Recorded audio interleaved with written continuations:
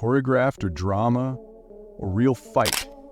The Tyson-Paul spectacle shortly after the electrifying July 2025 event, Joe Rogan took to his podcast to break down the much-hyped Tyson vs. Jake Paul fight with his signature bluntness. Tyson wasn't throwing with bad intentions, Rogan remarked, and Jake was clearly carrying him in the later rounds. Translation: this wasn't a genuine fight, it was a carefully choreographed performance. The leaked script that shook the ring. Things got even juicier when a leaked fight script surfaced on X, formerly Twitter, just days before the bout. This wasn't some baseless rumor, it was a detailed document outlining the fight's flow, and shockingly, it mirrored the actual match. From Tyson's early bursts of brilliance to Jake dominating the later rounds, the fight unfolded like a screenplay. Rogan didn't hold back, calling out the absurdity of it all. When a fight plays out exactly like a leaked script, it stops being a sport and turns into a soap opera in gloves. For boxing purists, this revelation was a bitter pill to swallow. It fueled the already simmering debate about Jake Paul's bouts being more about narratives than genuine competition. Even Rogan, a staunch advocate for combat sports, sounded the alarm. Boxing is walking a thin line toward WWE territory.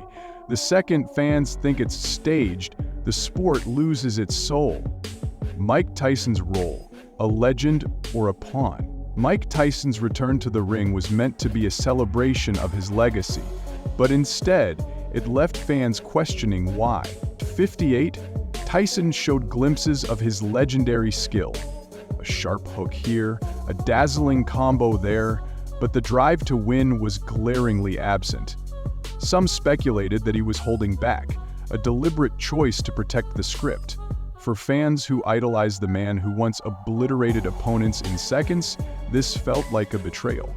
Why would Tyson do this? Many point to the $20 million paycheck as the likely reason.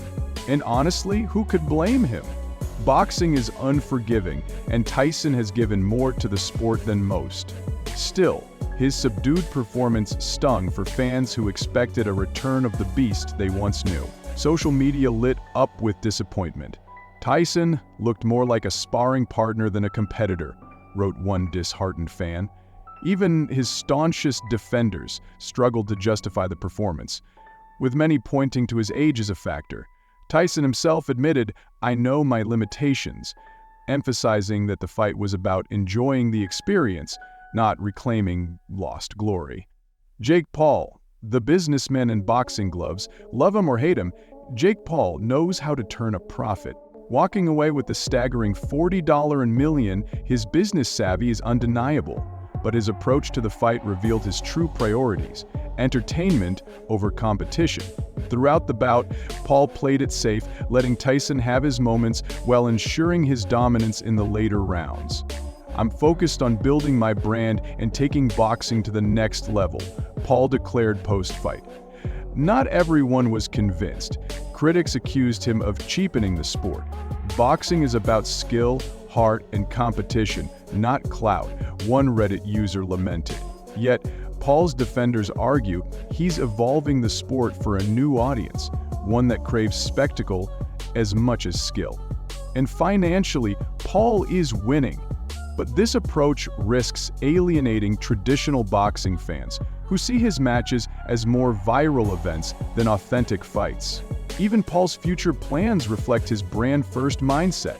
When asked about his next opponent, he didn't name top-tier boxers. Instead, he teased more celebrity showdowns, saying, "I'm looking for fights that make sense financially and for my brand."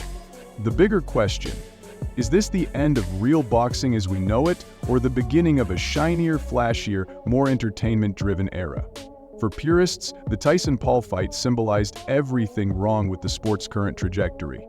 But for a new generation raised on Instagram and viral moments, maybe this is exactly what boxing needs to stay relevant. One thing's certain, we're all watching back in the bucket list with popcorn in hand.